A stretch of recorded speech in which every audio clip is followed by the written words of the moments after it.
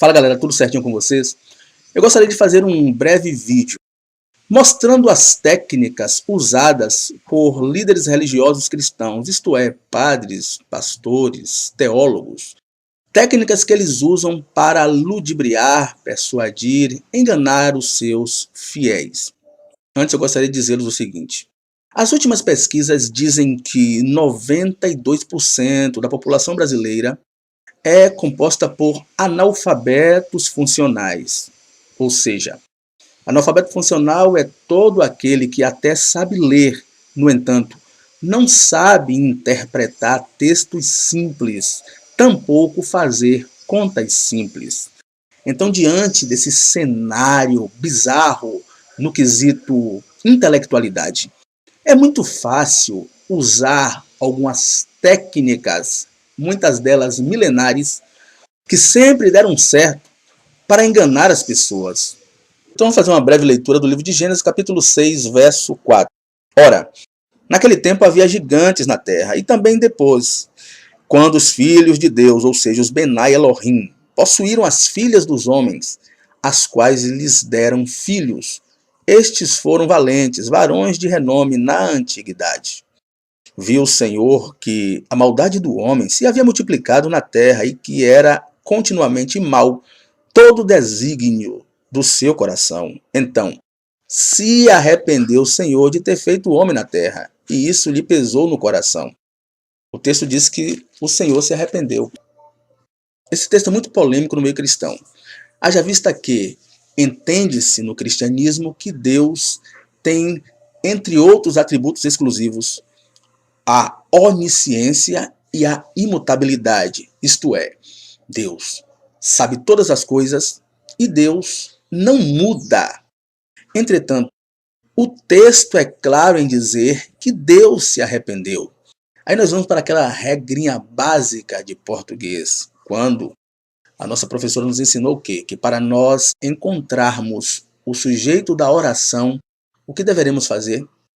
Temos que fazer pergunta ao verbo. Então, o verbo em questão é o verbo arrependeu. Deus se arrependeu. Do verbo arrepender. Aí nós perguntamos, quem se arrependeu?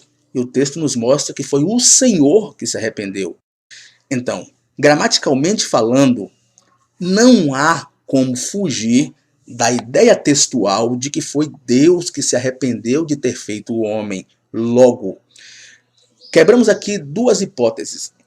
Em primeiro lugar, a hipótese de Deus ser onisciente, como também não é possível que ele seja imutável, haja vista que um ser que se arrepende, logo ele não é onisciente, porque uma das características da onisciência é a presciência, isto é, o ser que é onisciente sabe das coisas antes delas acontecerem, antecipadamente, como também, se ele se arrependeu é porque ele mudou. Então logo quebra-se também a ideia da imutabilidade. Mas quando um líder religioso ou um teólogo é questionado acerca desse texto, o que acontece é o seguinte, ele diz, olha, não, essa é a visão do autor. O autor que entendeu que Deus se arrependeu, mas Deus não se arrependeu. Ou seja, ele vai usar uma conjectura teológica. Ele vai tentar enganar, e consegue enganar a muitos, com o pensamento dele sobre o texto. Mas agora eu pergunto, seu teólogo, Vossa Senhoria disse que é a visão do autor, isto é, o autor entendeu que Deus se arrependeu. Logo eu posso crer então que a Bíblia não é um livro inspirado, já que se o autor de Gênesis deu a sua opinião, então a Bíblia não é um livro de Deus, mas é um livro de homens. Vocês entenderam, amigos? O texto é claro em dizer que Deus se arrependeu. Logo ele não é onisciente, nem imutável, mas o líder religioso vai dizer que é a visão do autor. Na verdade, em todos os textos contraditórios e polêmicos, eles dão a opinião deles e conseguem enganar muitos leigos, analfabetos funcionais, pessoas humildes, intelectualmente falando.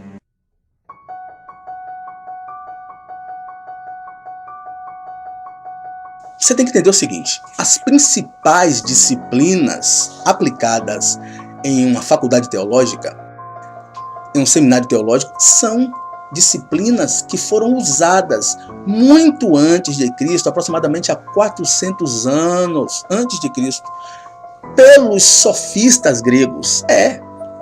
Você vai encontrar a hermenêutica, que vem de Hermes, que é a arte de interpretar textos, juntamente com a exegese. Você vai encontrar, sobretudo, a homilética. Homilética, na verdade, vem de homilia, né? E é propriamente a oratória sacra, ou seja, a arte de falar em público, a arte de discursar, que eu posso dizer também como a arte de enganar. Um dos discursos mais belos da história foi o I Have Dream, de Martin Luther King. I have a dream that one day, down in Alabama, with its vicious racists, with its governor having his lips dripping with the words of interposition and nullification. One day right there in Alabama, little black boys and black girls will be able to join hands with little white boys and white girls as sisters and brothers. I have a dream today. Mas também você vai encontrar técnicas de oratória em Adolf Hitler, com seus discursos inflamados, conduzindo seus seguidores na loucura do nazismo. Mas, sobretudo, você pode encontrar as técnicas da oratória na igreja católica ou evangélica mais próxima de sua casa. Lá estará um homem que estudou tais técnicas para persuadir, para ludibriar, para enganar as pessoas. Se você tentar para a obra de Aristóteles, de Cícero ou de Quintiliano, você vai ver que esses aí falaram muito sobre a oratória, muito sobre tais técnicas de persuasão. E esses oradores religiosos conseguem enganar, conseguem dominar, conseguem adestrar e tirar, na maioria dos casos, tudo de seus fiéis. Através de tais técnicas, é possível fazer uma coletividade inteira chorar. Quebrando os protocolos, se aproximou do homem ferido, desceu até o chão. Sinta ele aí, tocando em suas mãos. Derramou azeite, vinho em suas feridas, estancou teu sangue e te levantou.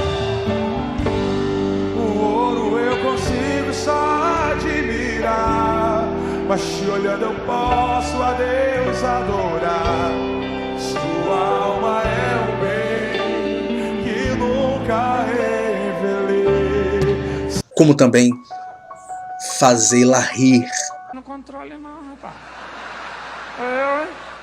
Eu converso se eu quiser, rapaz. Não é assim. Filho, eu tô precisando falar umas coisas. Enganar ela. Então só Deus para ter uma ideia genial dessa, gente. Só o Todo-Poderoso. Esses dois mundos tão diferentes vão entrar para serem parceiros, para aprender a lidar com diferenças, para serem cúmplices. Isso é extremamente expressivo. Então fique atento. Você pode estar sendo enganado. Cuidado com os discursos religiosos, porque eles podem levá-lo ao abismo. Um grande abraço, galera do canal novo. Ajude, por favor, dando um like, compartilhando, comentando, inscrevendo-se.